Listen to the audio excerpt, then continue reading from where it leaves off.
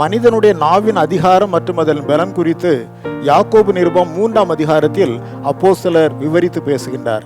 மனித நாவு சிறிய அவயவம்தான், ஆனால் ஆயுள் சக்கரத்தையே கொளுத்திவிடும் ஆற்றல் படைத்தது. சாலமோன் ராஜாவின் காலத்தில் ஒன்றுபட்ட அந்நாட்களில் மிகப்பெரிய தேசமாக இருந்த இஸ்ரவேல் தேசம் சாலமோன் மகன் ரெகபெயாமின் ஒரு வார்த்தையினால் தேசமே இரண்டாக பிளவுபட்டு போனது. இன்றும் அநேகர் பேசும் வார்த்தைகளினால் பல குடும்பங்கள் பிளவுபட்டு நிற்கின்றன. அவ்வாறு செய்பவர்களுக்கு என்ன நஷ்டம்? ஒரு வார்த்தை தான் நஷ்டம். விளைவோ குடும்பங்களில் நீண்டகால பிளவும் வேதனையும். இந்நிலை திருச்சபை விசுவாச மக்களிடமும் காணப்படுவது மிகவும் வேதனைக்குரியது. சில மக்கள் எப்பொழுதும் பிற குடும்பங்கள் மற்றும் மற்ற மக்கள் குறித்தே சீர்கேடான காரியங்களை பேசுகிற நிலையை நாம் காண்கிறோம்.